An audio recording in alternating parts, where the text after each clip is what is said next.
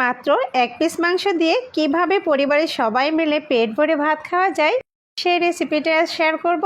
আসসালামু আলাইকুম, সবাইকে স্বাগতম আমার নতুন একটি রেসিপি দেখার জন্য। আজ আমি খুবই মজার একটা রেসিপি শেয়ার করছি। এই রেসিপিটা বানিয়ে যাকেই খাওয়াবেন সেই কিন্তু অনেক বেশি পছন্দ করবে আর সে আপনার অনেক বেশি প্রশংসা করবে। আজকের রেসিপিটা তৈরি করার জন্য এখানে প্রয়োজন হয়েছে আমার এক পিস মাংস। আমি এখানে গরুর মাংস নিয়েছি, আপনি চাইলে কিন্তু এখানে খাসির মাংসটাও নিতে পারেন। তো মাংসটা কিন্তু আমি ধুয়ে পানি ঝরিয়ে তারপরে যে শিলপাটায় ঠিক এভাবে একদম কিমা বানিয়ে নিলাম। আপনি কিন্তু শিলপাটা ছাড়াও এটা ব্লেন্ডার জারে দিয়ে এভাবে ব্লেন্ড করে নিতে পারেন। তারপর আমি এই যে একটা প্যানে 4-5টা পেঁয়াজ বড় বড় করে কেটে নিয়েছি। তারপর আমি এখানে রসুন কোয়া নিয়েছি, আর এখানে আমি নিয়েছি এক টুকরা আদা, আর নিয়েছি কাঁচামরিচ ও 2টা শুকনো মরিচ। তারপরে যে কিমাটা করে রাখলাম সেই কিমা নিয়েছি, কিছুটা আস্ত জিরা নিলাম। তারপর আমি এখানে দিয়ে দিচ্ছি সরিষার তেল। আপনি চাইলে এখানে আপনার রান্নার তেলটাও ব্যবহার করতে পারেন। আর আমি এখানে দিচ্ছি স্বাদ মতো লবণ ও সামান্য পরিমাণ হলুদ। তো এখন আমি সব কিছু সুন্দরভাবে ভেজে নিচ্ছি। আর এই তো চুলার আঁচটা আমি একটু বাড়িয়ে দিয়ে তারপর সব কিছু খুব ভালোভাবে এভাবে ভেজে নিব।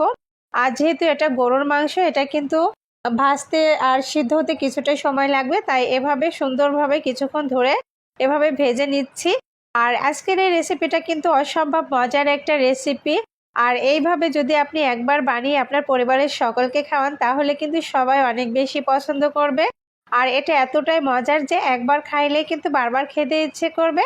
আর ভাবা যায় যে এক টুকরা মাংস দিয়ে পরিবারের সকলেই কিন্তু খাওয়া যাচ্ছে, তাও আবার পেট ভরে তৃপ্তি সহকারে। অসম্ভব মজার এই রেসিপিটা আপনি ট্রাই করতে পারেন। আমি এখানে কিছুটা পানি দিয়ে তারপর ঢাকনা দিয়ে ঢেকে এটা আমি মিডিয়াম আঁচে যে রান্না করে নিলাম। আর আমার এই যে পানিটাও শুকিয়ে গেছে আর মাংসটাও সিদ্ধ হয়ে গেছে। যেহেতু এটা গরুর মাংস সেহেতু অবশ্যই এভাবে বেশ ভালো করে সিদ্ধ করে নেবেন, তা না হলে কিন্তু এটা কাঁচা থেকে যাবে। আর তারপর পানি শুকানোর পর আমি কিছুটা আরও ভালোভাবে ভেজে নিচ্ছি। এই যে সুন্দর করে ভেজে নিচ্ছি, আপনারা দেখতেই পাচ্ছেন যে রসুনেও কিন্তু পরাপর একটা কালার এসে গেছে, মাংসটাও একটু কালার এসে গেছে। এতে করে কিন্তু ফ্লেভারটা সুন্দর আসবে আর খাইতেও অসম্ভব মজার হবে। আর এই তোমার ভাজা হয়ে গেছে। এখন আমি এটা ঠান্ডা করে তারপরে যে একটা ব্লেন্ডার জারে নিচ্ছি। আমি এটা ব্লেন্ডারে ব্লেন্ড করে নিচ্ছি। আপনি চাইলে কিন্তু এটা শিলপাটাতেও বেটে নিতে পারেন, সেটাতেও কিন্তু অনেক বেশি মজার হবে। তো আমার ব্লেন্ড করা হয়ে গেছে, যে দেখুন খুব সুন্দর করে আমি ব্লেন্ড করে নিয়েছি। আমরা ভর্তা প্রিয় বাঙালি, আমরা সব রকমেরই ভর্তা খেতে পছন্দ করি। আর সেখানে গরুর মাংসের ভর্তাটা কেন বাদ যাবে বলুন তো? আপনিও কিন্তু এইভাবে গরুর মাংস ভর্তাটা করে নিতে পারবেন খুব সহজে। আর এটা কিন্তু খাইতে অসম্ভব মজার, আপনি অবশ্যই এটা ট্রাই করে দেখতে পারেন। আমার এই আজকের গরুর মাংসের ভর্তাটা ভালো লাগলে আমার পেজটি ফলো দিয়ে লাইক, কমেন্টস আর শেয়ার করবেন। সবাই ভালো থাকবেন, সুস্থ থাকবেন।